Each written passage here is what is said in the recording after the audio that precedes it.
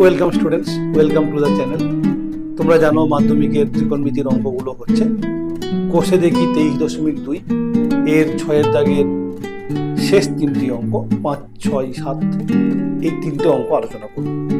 যদি ত্রিকোণমিতির এই ধরনের অঙ্ক কোষে সম্পূর্ণ নম্বর পেতে চাও, অতি অবশ্যই ভিডিও না টেনে শেষ পর্যন্ত ভালো করে দেখো। এখানে বেশ কতগুলো জায়গা রয়েছে যেগুলো জানা উচিত, না জানলে সমস্যা হতে পারে। চলো শুরু করা যাক।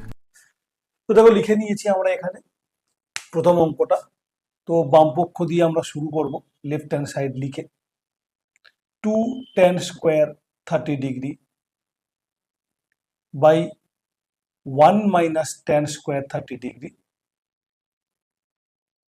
Plus sec square 45 degree minus cot square 45 degree.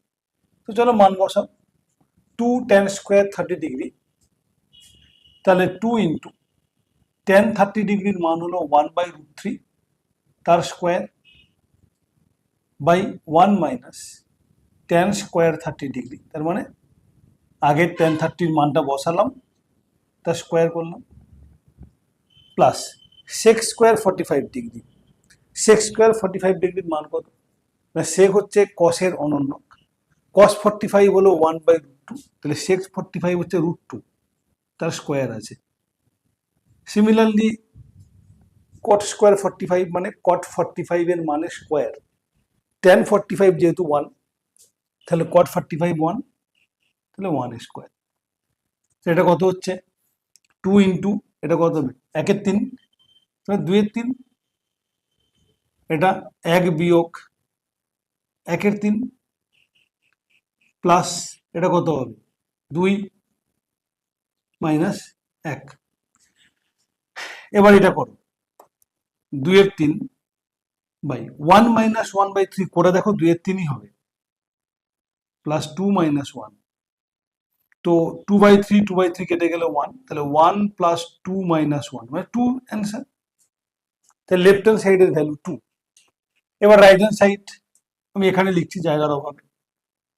কত আছে দেখো, sec 60 ডিগ্রি, মানটা কত হবে? 2 হবে। তার কারণ sec হলো cos-এর অনন্যক, sec 60 হচ্ছে 1/cos 60, cos 60 মান হচ্ছে হাফ, তো sec 60 2। তো দেখো মিলে গেছে, অতএব LHS equal to RHS, proved. Good. এইবার পরের অঙ্ক দুটো মুছে দিচ্ছি।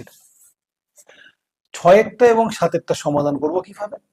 মনে রাখতে হবে এখানে কিন্তু কোনটা রেডিয়ানে দিয়ে দিয়েছে, পাই রেডিয়ান ইকুয়াল টু 180 ডিগ্রি। তো ত্রিকোণমিতি অঙ্ক করার সময় এই রেডিয়ান চিহ্নটা অনেক সময় দেয় না, দেয়নি চিহ্নটা। তাহলে পাই ইকুয়াল টু কত? 180। তাহলে এই যে লেখা হয়েছে tan স্কোয়ার π/4, তার মানে কত? পাই যদি 180 হয় তাহলে π/4 কত? না, 180 ডিগ্রি বাই 4, মানে কেটে কুটে 45 ডিগ্রি, ঠিক আছে, ইন্টু সাইন π/3, π/3 কত হয়? না 60 ডিগ্রি, ইন্টু ট্যান π/6, π/6 কত হবে? 180/6 মানে 30 ডিগ্রি, ইন্টু ট্যান স্কোয়ার π/3, π/3 মানে 60 ডিগ্রি। তো মানগুলো আমি জাস্ট এখানে করছি, ডাইরেক্ট মান বসাতে পারো তোমরা হিসেব করে করে। যে π/4 45, তাহলে ট্যান 45 তো 1, তাহলে 1 স্কোয়ার। একইভাবে গুণ চিহ্ন দিয়ে সাইন π/3, π/3 মানে 180/3 মানে 60 ডিগ্রি, সাইন 60 √3/2 ইন্টু ট্যান 30, তাহলে 1/√3 ইন্টু ট্যান স্কোয়ার π/3 মানে ট্যান 60-এর স্কোয়ার, ট্যান 60 হতো √3 তার স্কোয়ার।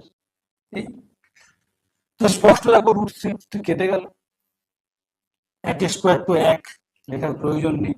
তাহলে এখানে 1-এর 2 আর এখানে √3-এর স্কোয়ার মানে 3, 3-এর 2, 3-এর 2 মানে 1 পূর্ণ 1-এর 2, ব্যাস, এটাই তো RHS। তাহলে প্রমাণ হয়ে গেল। সিমিলারলি আমি 7-এরটা এখানে করছি। দেখো লেফট হ্যান্ড সাইডের ভ্যালুটা আগে বার করছি, সাইন পাই বাই 3 মানে সাইন 60 তাহলে √3/2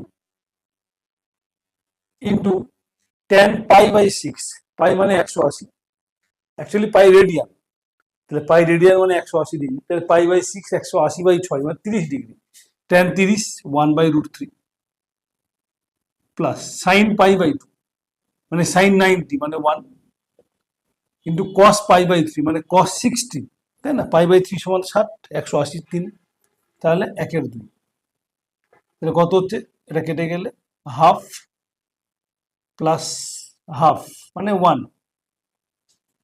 এবার ডান দিকে দেখো 2 into sine square pi by 4 এবার সাইন পাই বাই 4 এর মান কত পাই বাই 4 মানে 45 ডিগ্রি তাই না তাহলে সাইন পাই বাই 4 হচ্ছে 1/√2 তার স্কোয়ার আছে তাহলে 1/√2 স্কোয়ার মানে 2 ইন্টু 1/2 ইকুয়াল টু 1 তো মিলে গেল তাহলে এই হলো 6 এর দাগের প্রত্যেকটা অঙ্ক কিন্তু সমাধান করা হলো তোমরা ভালো করে দেখো সমাধানগুলো এরপরেও যদি বুঝতে কোনো সমস্যা থাকে তাহলে কন্ট্যাক্ট করো